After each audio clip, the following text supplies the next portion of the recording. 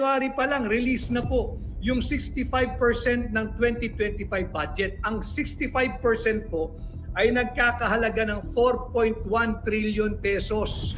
Attorney Vic Rodriguez may revelasyon. 65% na budget ng bansa halos mailabas na ng DBM. Bago tayo magpatuloy, kung hindi ka pa nakasubscribe sa ating channel, mag-subscribe na para sa ating future update. Nagsalita na nga si Attorney Vic Rodriguez sa mga isyu patungkol sa General Appropriation Act na nasa Korte Suprema na.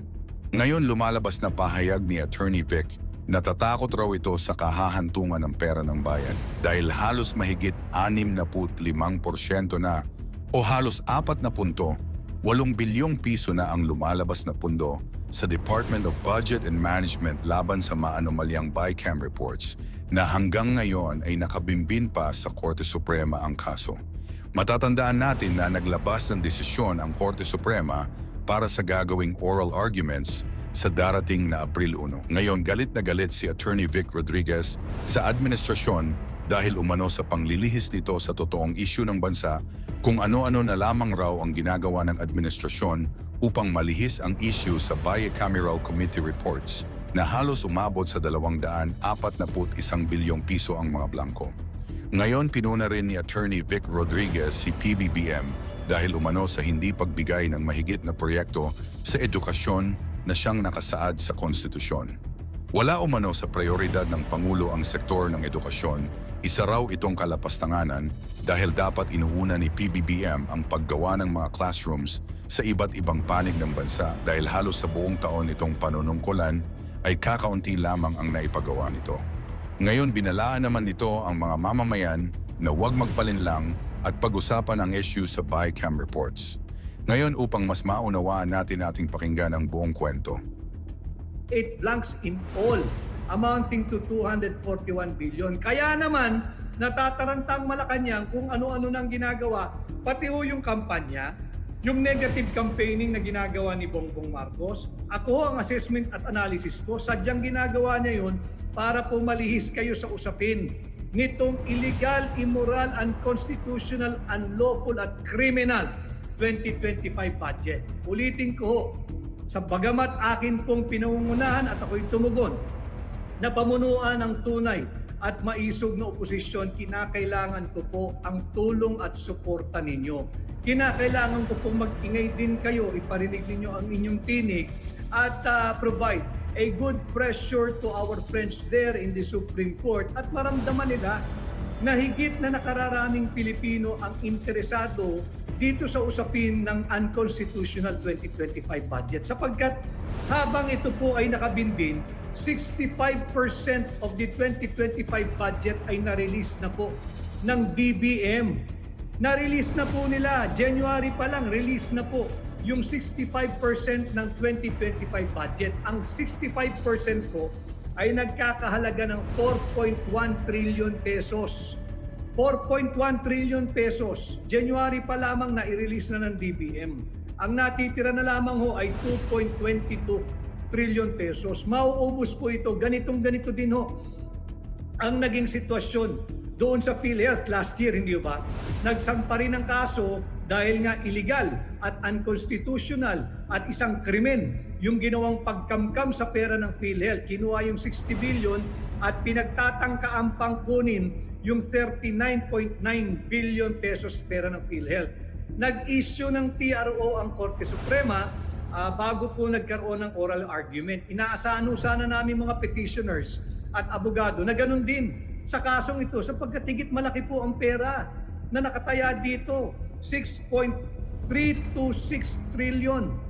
Pera nating mga Pilipino. Sana naman ay makita rin ito ng ating mga kagalang-galang na maestrado, kagalang-galang na hukom sa Korte Suprema sapagkat linulustay na po ng Marcos administration ang pera ng sambayan ng Pilipino. Pera din po yan ng mga maestrado. Ano ang kahalagahan? Bakit tayo ngayon ay nagre-report sa inyo? Dahil sabi ko nga sa ating diretsyong pakikipag-ugnayan sa inyong lahat, totoo at tapat na impormasyon ang inyong makukuha. Importante po na mapigilan yung patuloy pang pagre-release ng DBM ng pera nating mga Pilipino sapagkat pag ito po'y nagkatuloy-tuloy, Magiging paper victory na lamang po kung magdedeklarang unconstitutional ang Korte Suprema. Magiging pagpapayaman na lamang po sa jurisprudence natin ang magiging epekto kung masyadong late ang aksyon ng Korte Suprema. Yung kasabihan po natin mga Pilipino, aanhin mo pa ang damo kung patay na ang kabayo. Importante po kasi sapagkat banggitin ko sa inyo bakit mahalaga itong ating usaping budget. Ito po talaga ang usapin natin ngayong halalan. Huwag po kayong magpapadistract doon sa ginagawang sadya ng administrasyon ni Bongbong Marcos. Pilit po kayong linalayo dito sa kanilang anomalyang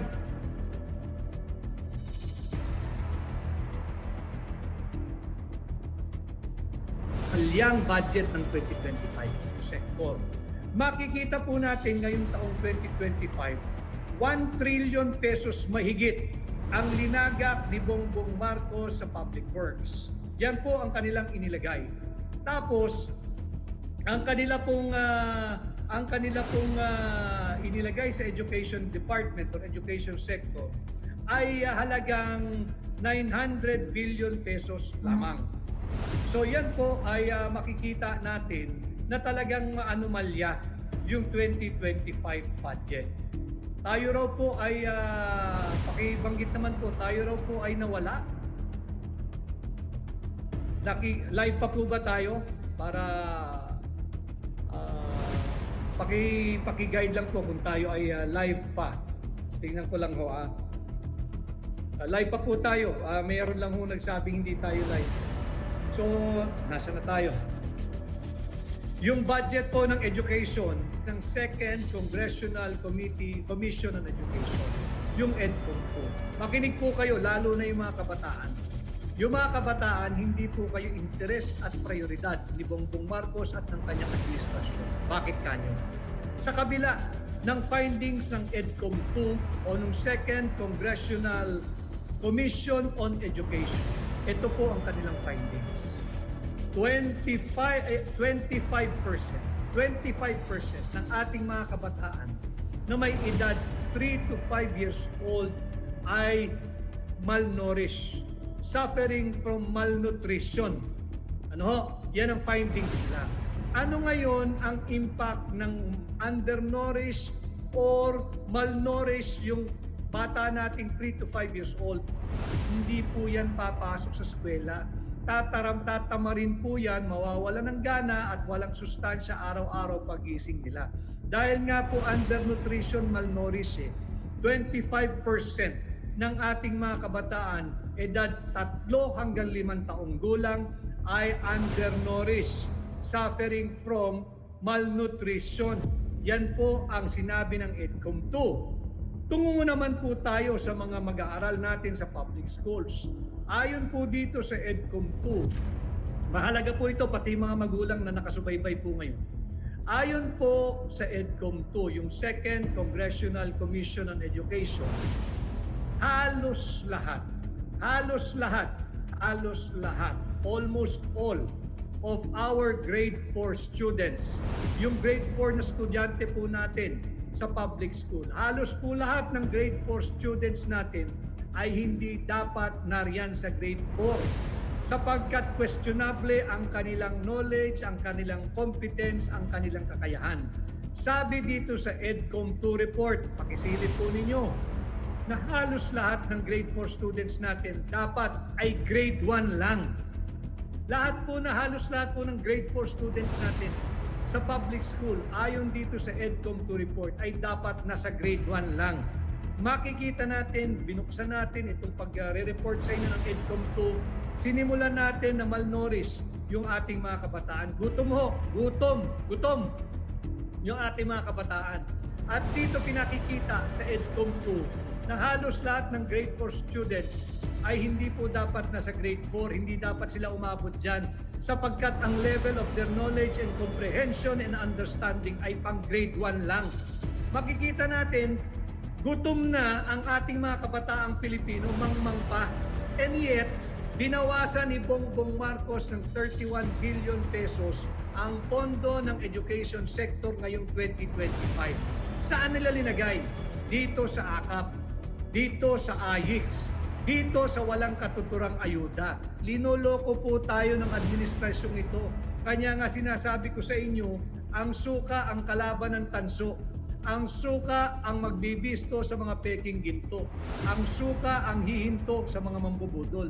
Tulungan po ninyo ako dito sa ating ginagawang advokasya, asking for transparency and accountability.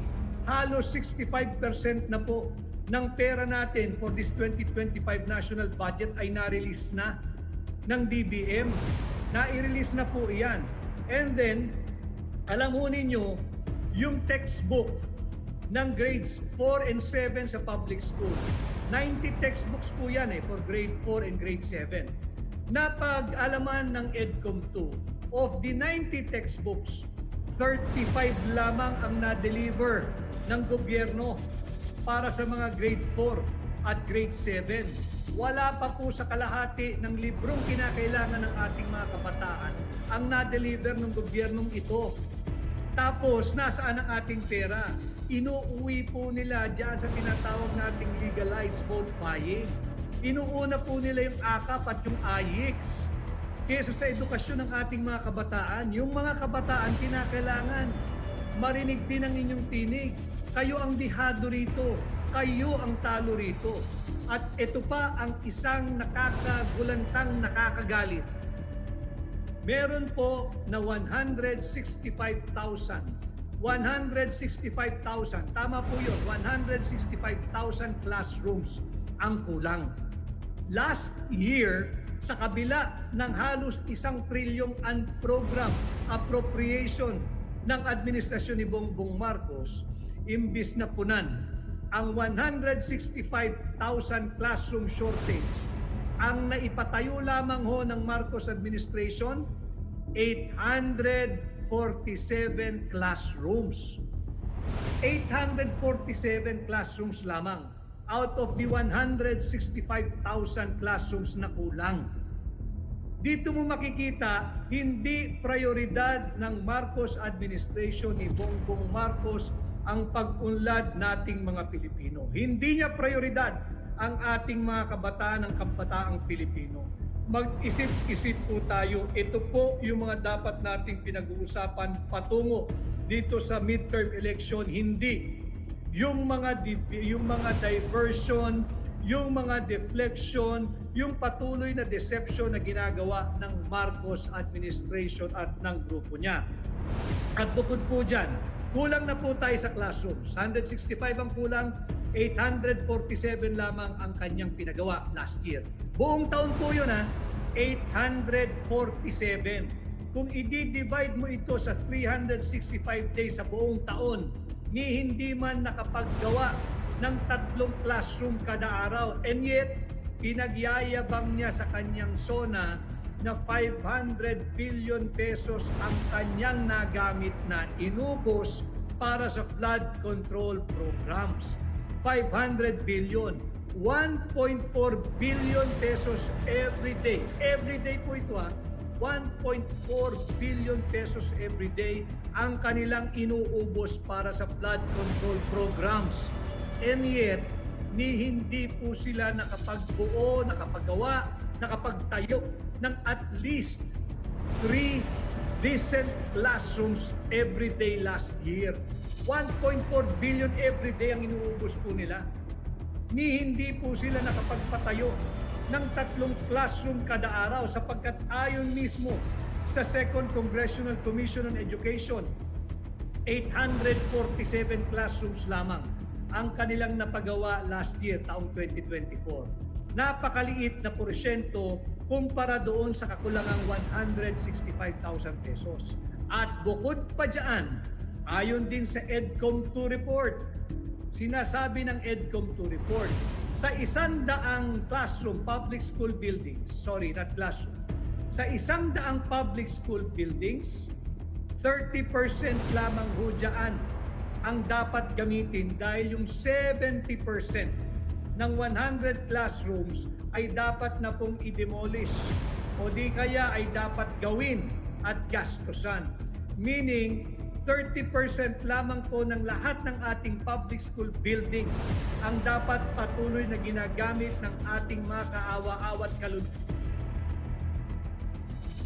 lunos na kabataang Pilipinong naka-enroll at nag-aaral sa ating public school system. Bilyong-bilyong piso po ang inubos sila last year.